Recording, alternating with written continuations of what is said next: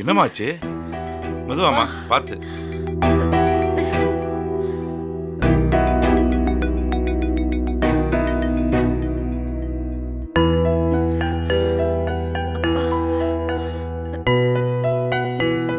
மெதுவாமா, பார்த்து உட்கார்.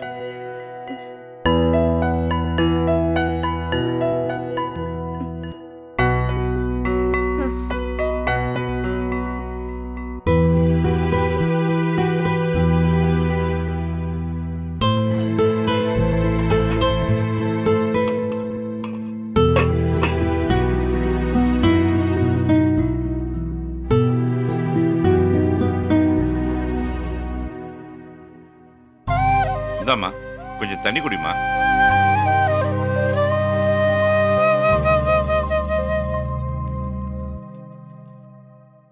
நீ ஒன்றும் செய்ய வேண்டாம், ரெஸ்ட் எடு.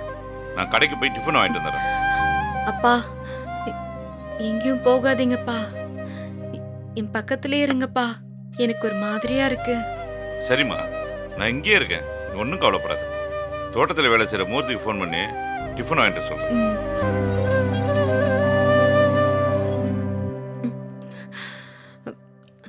அப்பா. என்னம்மா? ஏன்பா எல்லாரும் என்னை விட்டுட்டு போனாங்க? ரேவதி, ஏமா அப்படி பேசுற? இல்லப்பா, அடிக்கடி வாந்தி வருது, தலை சுத்துது, படபடப்பா இருக்குன்னு நேத்து ராத்திரி கூட நான் அம்மா கிட்ட சொன்னேன். அம்மா எப்படிப்பா என்ன தனியா விட்டுட்டு போனாங்க? இல்லம்மா, உங்க அம்மா போகலைன்னா தப்பாயிடும். சம்பந்திகிட்ட பேசி சமாதானப்படுத்தி அண்ணத்தை திரும்ப கூட்டிட்டு வரணும்னா நம்ம வீட்ல இருந்து உங்க அம்மா போனதாமா சரியா வரும். எனக்கு ரொம்ப பயமா இருக்குப்பா. அழகர் பொண்டாடி தான் முக்கியம்னு போயிட்டான். சக்திக்கு அவனுக்கு ஆதரவா சாட்சி சொன்ன மலர் தான் பெருசா தெரியறா. அம்மாவுக்கும் அண்ணனுக்கும் அண்ணிதான் முக்கியமா போயிட்டாங்க. நீங்களும் உங்க மருமக ஆண்டாள நினைச்சுதான் கவலைப்பட்டுட்டு இருக்கீங்கன்னு எனக்கு தெரியும். எனக்குன்னு யாருமே இல்லப்பா. அப்படியெல்லாம் இல்லம்மா, எத்தனை பிள்ளைங்க இருந்தாலும் எல்லாருமே எங்களுக்கு ஒரே மாதிரிதாம்மா. இல்லப்பா, நான்லாம் உங்களுக்கு முக்கியம் இல்லாம போயிட்டேன். ரேவதி, என்னம்மா இப்படியெல்லாம் பேசுற? இல்லப்பா, பொதுவா சொன்னேன். இத்தனை பேர் இருக்கிற வீட்ல முத தடவையா நான் தனியா இருக்கிற மாதிரி இருக்குப்பா. அது உண்மைதாம்மா.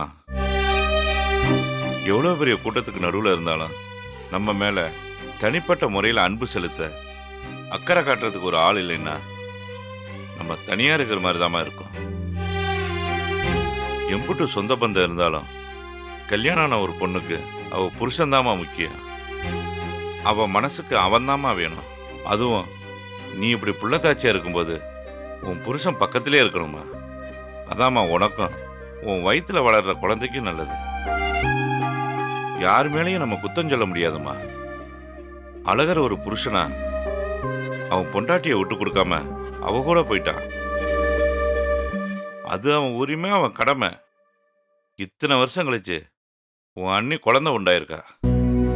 அவளை நல்லபடியா பார்த்து அவன் மனசு கோணாம நடந்துக்க வேண்டியது ஆரிச்சாமியோட கடமை. நாளைக்கு கனகு கல்யாணம் ஆகி அவ புருஷன் வீட்டுக்கு போயிடுவா. அப்புறம் அவ வாழ்க்கை அங்கதான். அவ பாசத்தையும் அக்கறையையும் அங்கதான் காட்டுவா. அது அவ கடமை. நானும் உங்க அம்மாவும் எல்லா பிள்ளைங்க மேலையும் சமமான பாசத்தையும் அக்கறையும் தான் காட்டணும்.